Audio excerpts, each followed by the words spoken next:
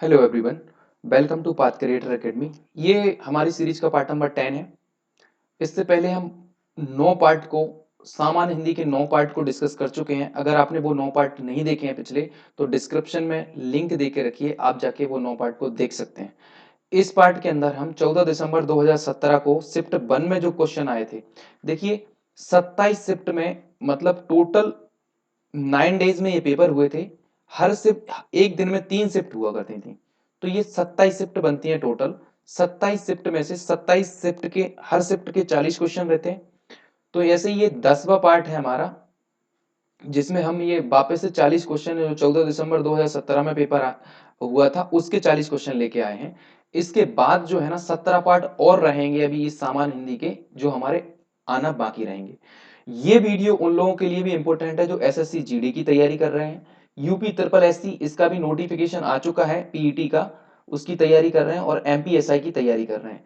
उन सारे एग्जाम के लिए ये वीडियो इंपॉर्टेंट है जो जिसमें सामान्य हिंदी पूछी जाती है। ठीक है, जिन्हों की तैयारी है वो इस वीडियो को पॉज करके अपने आंसर चेक कर सकते हैं, अपने स्कोर चेक कर सकते हैं, इन 40 क्वेश्चनों में कितने क्वेश्चन वो राइट कर रहे हैं। ठीक है, और ये पूरा का पूरा यूपीएसआई जो एग्जाम होता है उसका 3 फेज में ये एग्जाम होता है, पहला, दूसरा और तीसरा। पहला फेज जो रहता है रिटन एग्जाम, दूसरा फिजिकल रहता है और तीसरा डॉक्यूमेंट वेरिफिकेशन का रहता है। तो पहला फेज जिसकी स्कीम है पूरी की पूरी देके रखी है, 4 सब्जेक्ट रहते हैं, इन चारों सब्जेक्ट के 40-40 क्वेश्चन आते हैं, प्रत्येक क्वेश्चन 2.5 मार्क्स का रहता है। तो इस तरीके से हर सब्जेक्ट 100 मार्क्स का आता है। 100 मार्क्स का आपका हिंदी हो गया, 100 मार्क्स का आपका मूल विधि, संविधान और सामान्य ज्ञान हो गया, 100 मार्क्स का आपका रीजनिंग हो गया, और 100 मार्क्स का मैथ हो गया, 100 मार्क्स का रीजनिंग हो गया। तो ये 400 मार्क्स का पूरा पेपर होता है। ठीक है, और जिसमें क्वेश्चन रहते हैं 160। ठीक है, 160 क्वेश्चन, 400 मार्क्स। और हिंदी का ये हमारा पार्ट नंबर 10 है। अच्छा, और ये मूल विधि, संविधान, सामान्य ज्ञान, इसके भी लगभग 5 से 6 पार्ट हम अपलोड कर चुके हैं। और रीजनिंग का पार्ट एक आ चुका है, पहला पार्ट। और मैथ का पार्ट अभी कोई सा भी 0 पार्ट आए हैं। तो रीजनिंग और मैथ के ये भी पार्ट बहुत जल्दी आने वाले हैं। आप चैनल पर बने रहिए, चैनल को सब्सक्राइब करके रखिए, बहुत जल्दी इनके पार्ट भी मिलेंगे आपको। ये 10वां पार्ट हमारा हिंदी का है। सभी चारों सब्जेक्ट के 27-27 पार्ट आएंगे, 27 पार्ट। इन सारे पार्ट्स को आप देख लेंगे, आपको बहुत ज्यादा आइडिया मिल जाएगा किस तरीके से एग्जाम होता है। ठीक है ना, पहला क्वेश्चन देख लेते हैं। अगरबत्ती की सुगंध से थकावट दूर हो गई, निम्न में से इस वाक्य में प्रयुक्त काल बताएं। काल मतलब हमें भूतकाल, भविष्य, वर्तमान काल, इन कालों में से बताना है कि इनमें कौन सा काल है। अगरबत्ती की सुगंध से थकावट दूर हो गई, गई जब वर्ड आ गया तो मतलब भूतकाल तो है, कंप्लीट हो गया कोई काम। तो भूतकाल के 3 दिए हैं, पूर्ण भूतकाल, सामान्य भूतकाल, अपूर्ण भूतकाल। अपूर्ण भूतकाल तो है नहीं कोई की अपूर्ण बात नहीं हो रही। सामान्य और पूर्ण, सामान्य और पूर्ण। थकावट दूर हो गई, तो ये किस तरीके का सामान्य भूतकाल है, पूर्ण। हो गई थी, अगर मैं पास्ट की बात करूंगा तो पूर्ण भूतकाल में आ जाता, लेकिन ये सामान्य भूतकाल में आएगा। किसमें आएगा? सामान्य भूतकाल में। दूर हो गई थी, अगर थी और लिखा होता तो ये पूर्ण भूतकाल हो जाता। तो ऑप्शन नंबर बी एकदम करेक्ट आंसर है। ठीक है ना, क्वेश्चन नंबर पहले का ऑप्शन नंबर बी एकदम करेक्ट आंसर है। क्वेश्चन नंबर सेकंड देखिए, देखिए इस क्वेश्चन जैसे ये मैं पढ़ रहा हूं, जैसे कबीर जी की रचनाएं निम्न में से किसमें संकलित है। तो जो लोग पहले से तैयारी करके रखे हैं उनको तो वीडियो को पॉज करना है, अपना आंसर टिक कर लेनी है, फिर इसके बाद आंसर देखनी है। और जो लोग पहले ही तैयारी कर रहे हैं, अभी देख ही रहे हैं, तो वो आइडिया ले सकते हैं कि ऐसे क्वेश्चन पूछ रहे हैं, फिर जाके तैयारी करके अपना आंसर चेक करें। अगर आप ऐसे देखते जा रहे हैं और आंसर भी देखते जा रहे हैं तो फिर इससे मेरे ख्याल से ज्यादा बेनिफिट नहीं मिलने वाला आपको। कबीर जी की रचनाएं निम्न में से किसमें संकलित हैं? तो कबीर जी की रचनाएं बीजक के अंदर संकलित हैं। देखिए मृगावती जो है, ये मृगावती जो है ना कुतुबन के द्वारा लिखी गई है। किसके द्वारा? कुतुबन के द्वारा। और पदावली जो है ना वो विद्यापति, कवि विद्यापति जो हुए थे, ये बिहार के थे विद्यापति, उनके द्वारा लिखी गई है विद्यापति। और विद्यापति पदावली के अलावा कीर्ति लतिका, कीर्तिलता, सॉरी कीर्तिलता, कीर्तिलता भी पदावती विद्यापति जी की है। ठीक है, और मृगावती कुतुबन की है, सूरसागर सूरदास की है, और बीजक जो है ना कबीर जी की रचना है। ठीक है, ऑप्शन नंबर डी एकदम करेक्ट आंसर हो जाएगा। नाउ नेक्स्ट क्वेश्चन देखिए, लोहे के चने चबाना, निम्न लिखित में से कौन सा विकल्प इस मुहावरे का उचित अर्थ है? लोहे के चने मतलब बहुत कठिनाई का सामना करना। ऑप्शन नंबर डी एकदम करेक्ट आंसर हो जाएगा। ये सारे के सारे पढ़ेंगे, आपका कोई से सही नहीं बैठेगा जब आपको पता लगेगा कि बहुत कठिनाई से सामना करना, लोहे का चने चबाना। भाई लोहे के चने हैं तो बहुत हार्ड ही होंगे, चबने वाले तो है नहीं, मतलब बहुत कठिनाई का सामना करना। ऑप्शन नंबर 4, क्वेश्चन नंबर 4 देखिए, दिए गए विकल्पों में से अकुलाना का समानार्थी शब्द है। अकुलाना मतलब व्याकुल होना, बहुत ज्यादा बेचैन होना। ठीक है, ऑप्शन नंबर डी एकदम करेक्ट आंसर हो जाएगा। नाउ नेक्स्ट क्वेश्चन देखिए, यह देखिए अरविंद से शिशु वृंद कैसे हो रहे। पंक्ति में अरविंद शब्द का, अरविंद से, देखिए से जब जहां पर आ जाता है तो पहली बात तो ये पूरा का पूरा सेंटेंस है उपमा अलंकार का है।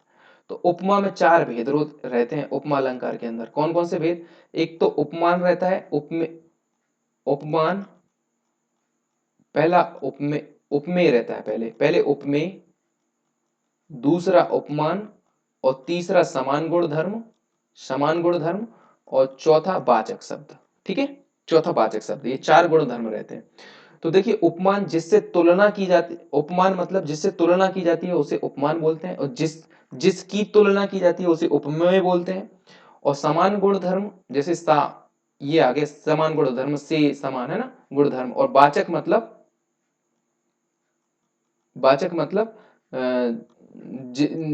समान गुण धर्म मतलब जो दोनों में कॉमन रहता है। और वाचक मतलब वो शब्द रहता है जैसे से समान, इस तरीके के ये जो वर्ड रहता है ये वाचक हो गया। ठीक है, और समान गुण धर्म जो समान रहता है। देखिए अरविंद से क्या हो गया, तो अरविंद की बात कर रहे हैं यहाँ पर। तो अरविंद क्या है, एक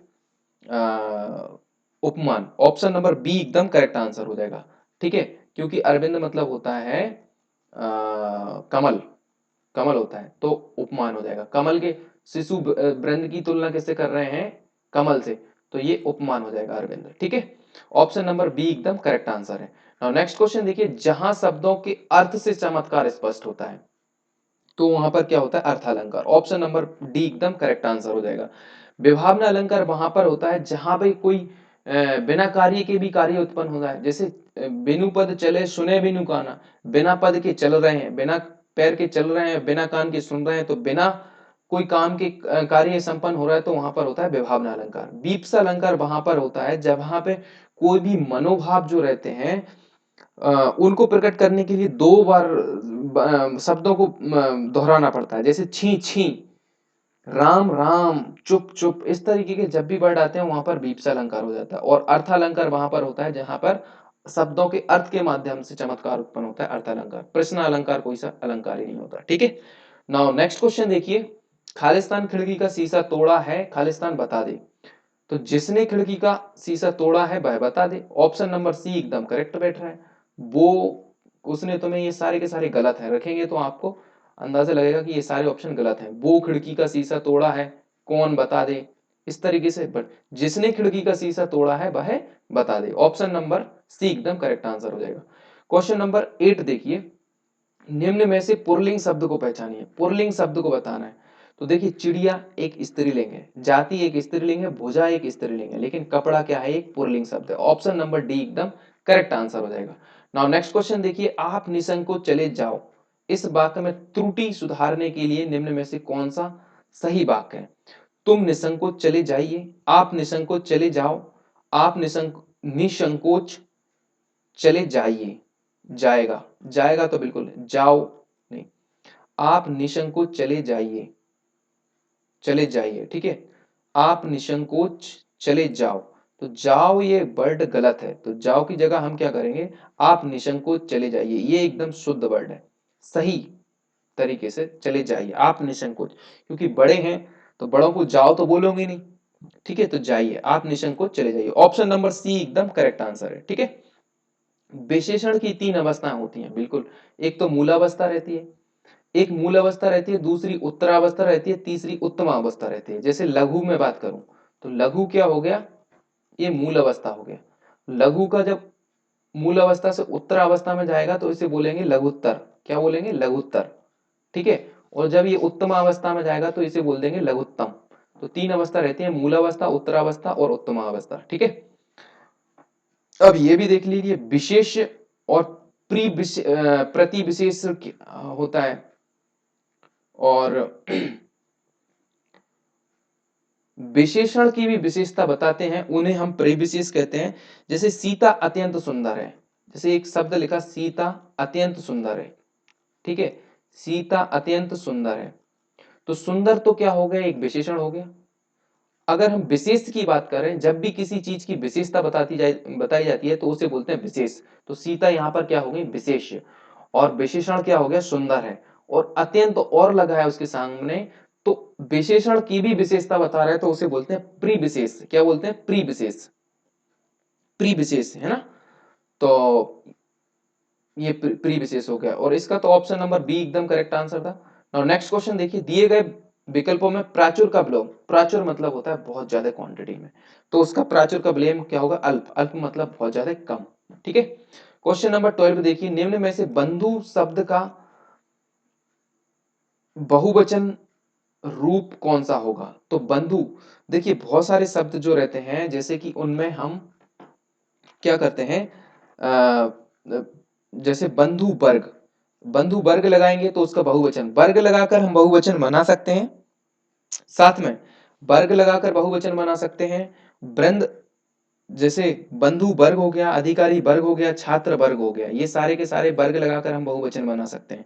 वृंद भी होता है, पहला होता है वृंद, जैसे मुनि वृंद, मुनि वृंद हो गया, नारी वृंद हो गया, कवि वृंद हो गया, तो ये वृंद भी होता है। जन भी होता है, जैसे युव, युव जन, सुधी जन और स्त्री जन, जन लगाकर भी बहुवचन बनाते हैं। तीसरा होता है गण, पाठक गण, कृषक गण, गण लगाकर भी हम क्या बना सकते हैं, बहुवचन बना सकते हैं। चौथा हो गया हम लोग, लोग, या अब पांचवा हो गया वर्ग, जैसे अधिकारी वर्ग, छात्र वर्ग, है ना, बंधु वर्ग, तो यहाँ पर ये बंधु वर्ग है, तो बंधु शब्द का बहुवचन क्या हो जाएगा, बंधु वर्ग, ठीक है।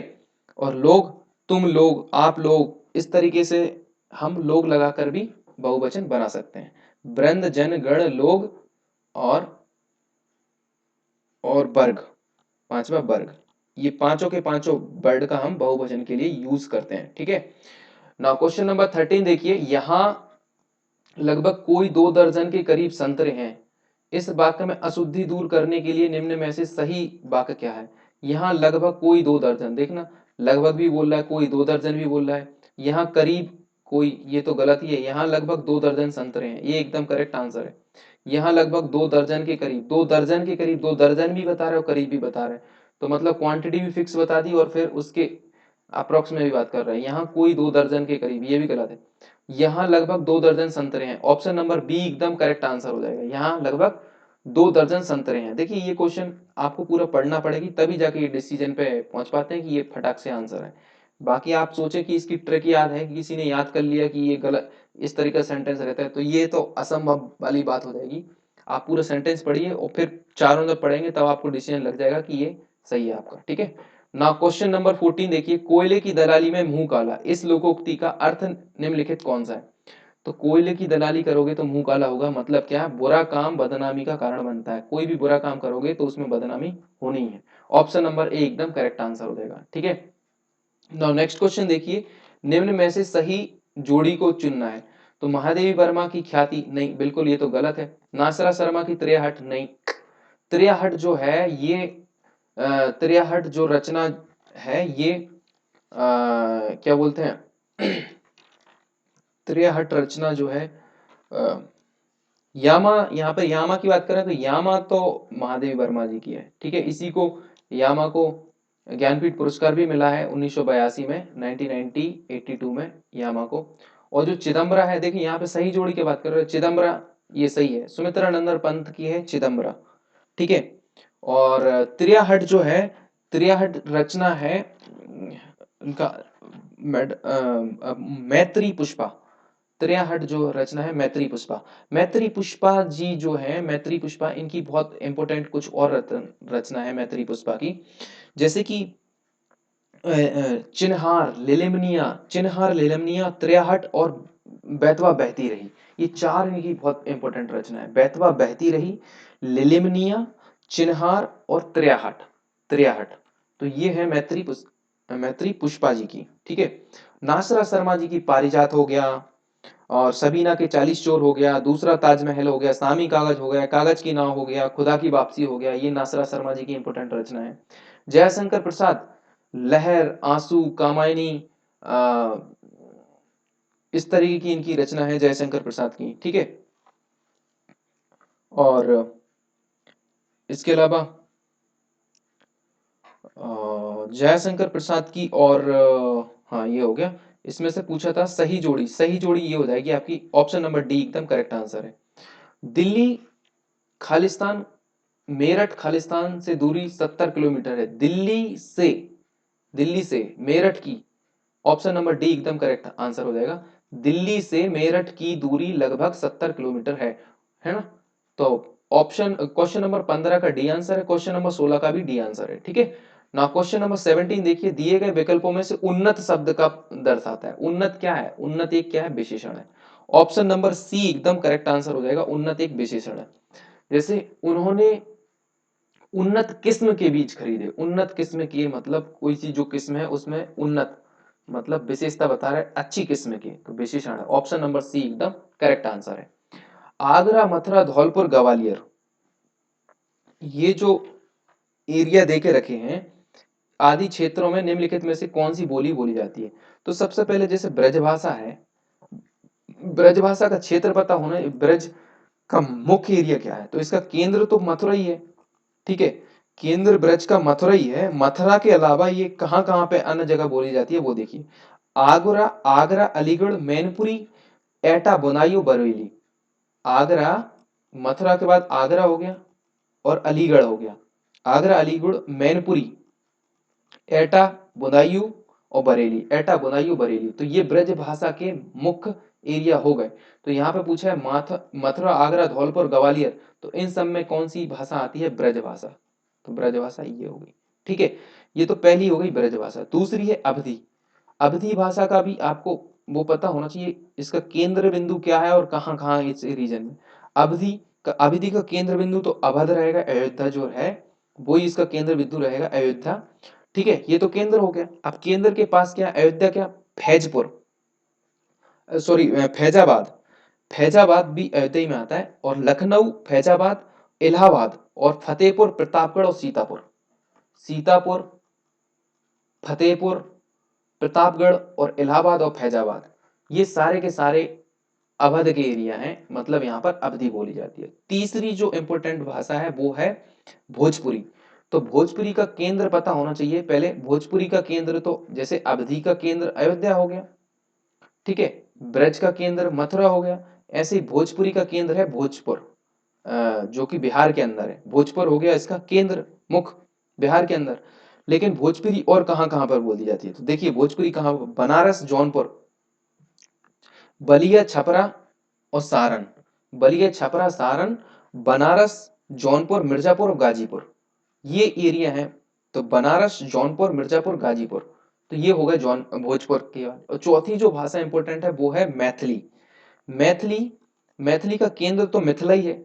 ठीक है, मैथिली, चौथी जो भाषा है मैथिली, उसका केंद्र तो मिथिला ही है। लेकिन मैथिली देखिए कहाँ कहाँ पर बोली जाती है। एक तो बिहार के अंदर दरभंगा, दरभंगा, मधुबनी, दरभंगा, मधुबनी, पूर्णिया, पूर्णिया और मुंगेर, ये चार जगह पे आपको ये दरभंगा, मधुबनी, पूर्णिया और मुंगेर और मुजफ्फरपुर, ये यहाँ पर आपको मैथिली बोलने को मिलेगी। ठीक है, तो ये चार जगह के लिए मैथिली हो गया।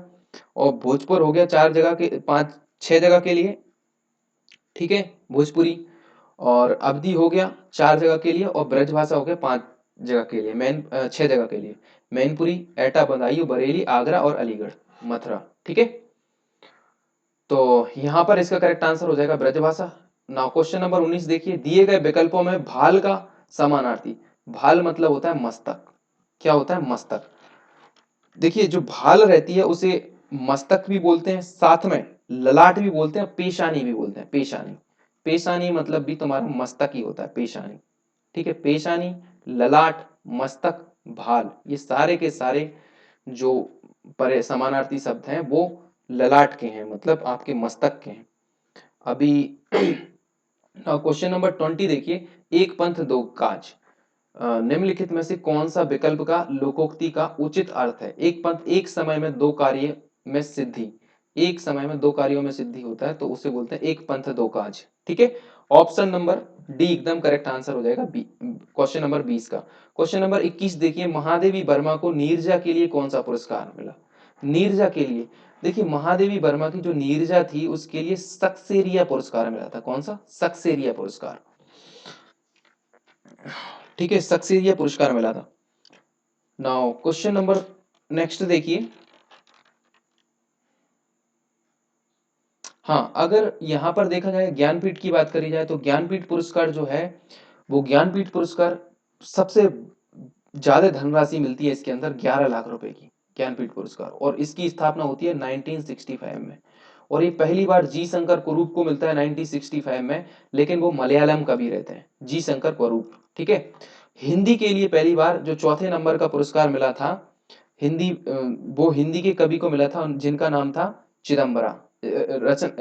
सुमित्रा नंदन पंत था, पहली बार मिला सुमित्रा नंदन पंत को, उनकी रचना थी चिदम्बरा। कौन सी थी? चिदम्बरा। और जो दूसरा अवार्ड मिला हिंदी के लिए उसका नाम था उर्वशी, जो रामधारी सिंह दिनकर की थी, उर्वशी। ठीक है, चिदम्बरा, उर्वशी। और तीसरी जो रचना थी कितनी नावों में कितनी बार, और आगे जी की रचना थी ये, इसको मिला था, है ना। और जो चौथी रचना थी वो यामा ही थी, इनकी महादेवी वर्मा की थी यामा, वो उसको मिला था ज्ञानपीठ पुरस्कार, वो मिला था 1982 में। ठीक है, 1982 में। तो ये चार प्रकार के शुरू के चार अवार्ड हो चुके हैं। 1965 में स्थापना होती है ज्ञानपीठ पुरस्कार की, 11 लाख रुपए की राशि मिलती है। और अगर लेटेस्ट की बात करें तो 2019 में ये मिला है अकित्तम अच्युतम निम्बूतरी। 2019 में इनको मिला था अकित्तम अच्युतम, ये भी मलयालम का भी है, अकित्तम अच्युतम निम्बूतरी को। और 2017 की बात करें तो ये मिला था कृष्णा सोबती को। और 2013 में केदारनाथ सिंह को मिला था, 2017 में मिला था कृष्णा सोबती को। तो ये हो गया आपका ज्ञानपीठ पुरस्कार के बारे में पूरी जानकारी। किसके बारे में? ज्ञानपीठ पुरस्कार। ठीक है, और यहाँ पर पूछा गया था केवल ये कि जो नीरजा के लिए कौन सा पुरस्कार प्राप्त हुआ, तो नीरजा के लिए सक्सेरिया पुरस्कार। कौन सा? सक्सेरिया पुरस्कार प्राप्त हुआ। ठीक है, नाउ नेक्स्ट क्वेश्चन देखिए 22वां, निम्न में से बुढ़िया शब्द का बहुवचन रूप। तो देखिए बहुवचन बनाने के लिए सबसे पहले इसी वर्ड को देखेंगे बुढ़िया। तो बुढ़िया क्या है? स्त्रीलिंग है कि पुल्लिंग है? बुढ़िया एक स्त्रीलिंग है। तो स्त्रीलिंग शब्द आ गया, और स्त्रीलिंग में या पीछे आया, मतलब या बड़ा आया है। तो या बड़ा आया है तो यहाँ पर क्या होगा? है अकारांत है। अब अकारांत है तो अकारांत में जब भी हम बनाते हैं तो वहां पर ए एडी की मात्रा पे चंद्र बिंदु लगाते हैं। ए एडी की मात्रा पे चंद्र बिंदु यहाँ पर कहीं पे नहीं है, तो बुढ़िया का क्या हो जाएगा? बुढ़िया। ऑप्शन नंबर ए एकदम करेक्ट आंसर हो जाएगा, ये बहुवचन हो जाएगा बुढ़िया। ठीक है, और ये बाकी तीनों गलत है, बुढ़िया एकदम बहुवचन सही है। ठीक है, नाउ नेक्स्ट क्वेश्चन देखिए, क्वेश्चन नंबर 23, दिए गए विकल्पों में से विकीर्ण शब्द का विपरीतार्थी शब्द कौन सा है? विकीर्ण देखिए, संकीर्ण मतलब होता है बहुत सकरा, और विकीर्ण मतलब होता है बहुत फैला हुआ। तो विकीर्ण मतलब जो फैला हुआ है उसके लिए तुम्हारा विपरीतार्थी क्या होगा? एकत्र होगा कि नहीं? ऑप्शन नंबर ए एकदम करेक्ट आंसर हो जाएगा। ठीक है, ये तीनों गलत ऑप्शन। नाउ नेक्स्ट क्वेश्चन देखिए, क्वेश्चन नंबर 24 से 26 में एक गद्यांश है। इस गद्यांश के फिर लगभग 2 या 3 क्वेश्चन रहेंगे, 24, 25, 26, उनके आंसर आपको देना पड़ेंगे। ठीक है, जैसे गद्यांश को पढ़ते हैं। हमारा समाज पुरुष प्रधान है, यहाँ जो भी नियम बनाए जाते हैं वे पुरुषों के द्वारा ही बनाए जाते हैं, अतः कैसे संभव है कि वे नियम अपने विरुद्ध बनाए? नारी के उत्थान और पतन के पीछे भी पुरुष का ही हाथ होता है, अतः नारी की हमारे समाज में क्या स्थिति होगी यह स्वयं ही परिभाषित है। भारत के गांव में स्त्रियों को पिता, पति अथवा पुत्र के अधीन रहना पड़ता है। ग्रामीण स्त्रियां प्रायः आर्थिक तंगी का शिकार होती हैं। उनके स्वास्थ्य और शिक्षा के विषय में भी अधिक ध्यान नहीं दिया जाता। वास्तव में आधुनिक युग में कहने के लिए लड़का लड़की एक समान है, किंतु इसके पीछे भी रहस्य कुछ और ही है। मादा भ्रूण की गर्भ में ही नष्ट करने के कारण आज स्त्री पुरुष के प्रतिशत में काफी अंतर आ रहा है। दहेज प्रथा की भयावहता लड़की के जीवन के आकाश में धूमकेतु बनकर छा जाती है। दहेज प्रथा की भयावहता, घर के बाहर निकलने का उन्हें विचार असुरक्षित महसूस होता है। अनेक लड़कियां तो विवाह के उपरांत जीवन भर तनाव सहने को विवश हो जाती हैं। यह लड़कियां केवल अशिक्षित लड़कियां ही नहीं बल्कि शिक्षित लड़कियां की भी है यह स्थिति। ठीक है, अब क्वेश्चन पूछा है, सदियों से महिलाएं किस प्रथा को निभाती आ रही हैं? स्वतंत्र बनने के नियम को? नहीं, ये तो नहीं। पूर्ण शिक्षित होने को? नहीं। परिवार के पुरुष वर्ग के अधीन होने को? हाँ, अकॉर्डिंग टू पैसेज तो यही है, परिवार के पुरुष वर्ग के अधीन होने को निभाती आ रही हैं। आर्थिक रूप से फलित होने को नहीं, ये तो फलित कहाँ रहती है। ऑप्शन नंबर क्वेश्चन नंबर 25 देखिए, क्वेश्चन नंबर 24 का सी करेक्ट आंसर हो जाएगा। क्वेश्चन नंबर 25 देखिए, गद्यांश का मूल तथ्य क्या है? मूल तथ्य क्या है? महिलाओं द्वारा पुरुष प्रधान व्यवस्था को नष्ट करना? नहीं, ये तो मूल तथ्य नहीं है। सदी सदी में दहेज जैसी कुप्रथाओं को समझ में? नहीं, ये भी नहीं है। पुरुषों का विरोध करना? ये भी नहीं है। लड़का लड़की के समान अधिकार का अभाव मूल तथ्य यही है, लड़का और लड़की के समान अधिकार का अभाव के बारे में बताया गया है यहाँ पर। ठीक है, क्वेश्चन नंबर 26 देखिए, गद्यांश में आए धूमकेतु शब्द का अभिप्राय है शादी में मिलने वाले दहेज की खुशी, आकाश में तारे चमकना, डर या खौफ। तो यहाँ पर देखिए धूमकेतु की बात की गई थी। दहेज प्रथा की भयावहता, लड़की के जीवन के आकाश में धूमकेतु। धूमकेतु मतलब डर और खौफ, मर्दाने लगता है कि लड़की को इतना दहेज देना पड़ेगी, है ना, दहेज नहीं दिया तो फिर आगे कठिनाई भी हो सकती है, इस तरीके से तो डर और खौफ का माहौल रहता है। ऑप्शन नंबर सी एकदम करेक्ट आंसर हो जाएगा। दिव्या और सौम्या में खालिस्तान बड़ी है? खालिस्तान मतलब कौन बड़ी है, लास्ट में क्वेश्चन मार्क लगा है तो कौन बड़ी है? ऑप्शन नंबर सी एकदम करेक्ट आंसर हो जाएगा। ठीक है, नाउ क्वेश्चन नंबर 28 देखिए, दिए गए विकल्पों में प्रतिक्रिया का पर्यायवाची। प्रतिक्रिया का पर्यायवाची मतलब सेम बताना है, मतलब प्रति उत्तर, क्या प्रतिक्रिया है आपका, क्या उत्तर है। ऑप्शन नंबर ए एकदम करेक्ट आंसर हो जाएगा। मेरी बहन उच्च शिक्षा खालिस्तान ऑस्ट्रेलिया जा रही है, उच्च शिक्षा के लिए, उच्च शिक्षा के लिए ऑस्ट्रेलिया जा रही है। ऑप्शन नंबर डी एकदम करेक्ट आंसर हो जाएगा। ठीक है, नाउ क्वेश्चन नंबर 30 देखिए, निम्न वाक्य के किस भाग में त्रुटि है ये पहचानना है। आधुनिक हिंदी के सबसे सशक्त कवित्रियों में से एक होने का कारण उन्हें आधुनिक मीरा के नाम से जाना जाता है। उन्हें आधुनिक मीरा के नाम से भी जाना जाता है। आधुनिक हिंदी की सबसे सशक्त, सशक्त जो है ना, जो वर्ड होता है वो पुरुषों के लिए होता है, कवित्रियों के लिए नहीं होता। तो यहाँ पर ये ऑप्शन नंबर सी में एकदम मिस्टेक है, ऑप्शन नंबर सी में मिस्टेक है। ठीक है, नाउ नेक्स्ट क्वेश्चन देखिए, निम्न में से शुद्ध वाक्य पहचानिए। शुद्ध वाक्य पहचानना है। वह कितना घृणित, घृणित के लिए वह थोड़ी यूज करेंगे, छी कितना घृणित दृश्य। ऑप्शन नंबर सी एकदम शुद्ध वाक्य है। ठीक है, आहा नहीं होता, ओह नहीं होता, छी, छी वर्ड आता है जहां पर कोई घृणित वाली बात होती है तो वहां पर छी आता है। ठीक है, तो ऑप्शन नंबर सी एकदम करेक्ट आंसर है। क्वेश्चन नंबर 32 देखिए, हनुमान की पूंछ में लग ना पाई आग, लंका सगरी जल गई, गए निशाचर भाग। जब भी लोक मर्यादाओं की बातचीत का लोक मर्यादा का उल्लंघन होगा, जैसे हनुमान की पूंछ में आग लगी नहीं है और लंका पूरी जल गई, आग लग भी नहीं पाई पूंछ में और लंका जल गई और निशाचर भी भग गए, तो यहाँ पर लोक मर्यादा का उल्लंघन हो रहा है, इसलिए यहाँ पर अतिशोक्ति अलंकार हो जाएगा। उपमा अलंकार में सा, सम, समान, सदृश इस तरीके के वर्ड आते हैं तो वहां पर उपमा अलंकार होता है। रूपक अलंकार के अंदर क्या होता है, उपमेय और उपमान का अभेद रूप से आरोपण होता है, निषेध रूप से आरोपण होता है, तो वहां पर रूपक अलंकार होता है। अन्योक्ति अलंकार में क्या होता है, किसी और को बात कहने के चक्कर में किसी और को बात टारगेट करके बात की जाती है, तो वहां पर अन्योक्ति अलंकार होता है। जैसे माली आवत देखकर कलियां करें पुकार, फूल फूल चुन लीजियो काल हमारी बार, तो ये अन्योक्ति अलंकार का उदाहरण है। और रूपक में क्या होता है, हरिपद कोमल कमल से, हरिपद कोमल कमल से पूरा अभेद रूप से आरोपण लगाया है कि हरि के पद जो है ना कोमल कमल के समान है, तो वहां पर रूपक अलंकार होता है। ठीक है, नाउ क्वेश्चन नंबर 33 देखिए, वेदों की संख्या कितनी है? वेदों की संख्या है 4। कौन कौन से वेद हैं? ऋग्वेद, सामवेद, यजुर्वेद, अथर्ववेद, ये 4 वेद हो गए। चारों वेदों को समझने के लिए और डिटेल में 18 पुराणों की संख्या है। इन वेदों को और डिटेल में समझने के लिए 18 पुराण दिए गए हैं, जैसे कि ब्रह्म पुराण, गरुण पुराण, वायु पुराण, मत्स्य पुराण, इस तरीके के जो 18 पुराण है। ठीक है, नाउ क्वेश्चन नंबर नेक्स्ट देखिए 34, दिए गए विकल्पों में से पवित्रता का विशेषण, विशेषण क्या होता है? पवित्र, पवित्र क्या होगा, पवित्रता का विशेषण क्या होगा? पवित्र। ऑप्शन नंबर सी एकदम करेक्ट हो जाएगा। विशेषण क्या करता है, किसी भी चीज की विशेषता के बारे में बताता है। कोई भी चीज पवित्र है, जैसे वह लड़की बहुत पवित्र है, तो पवित्र क्या है, एक विशेषण है कि नहीं। और किसके बारे में बता रहा है, लड़की के बारे में बता रहा है। क्या बता रहा है, पवित्र है वो।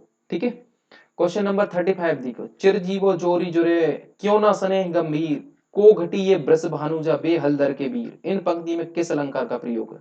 देखिए रूपक अलंकार हम ऑलरेडी डिस्कस कर चुके हैं कि जब भी क्या होता है रूपक अलंकार में उपमेय और उपमान का निषेध रूप से आरोपण होता है, तो वहां पर रूपक अलंकार हो जाता है। उपमा अलंकार तब आता है जब सा सदृश समान के समान इस तरीके के वर्ड आते हैं, तो उपमा अलंकार होता है। जैसे सिया मुख चंद्र सा, तो इस तरीके से उपमा अलंकार होता है। ठीक है।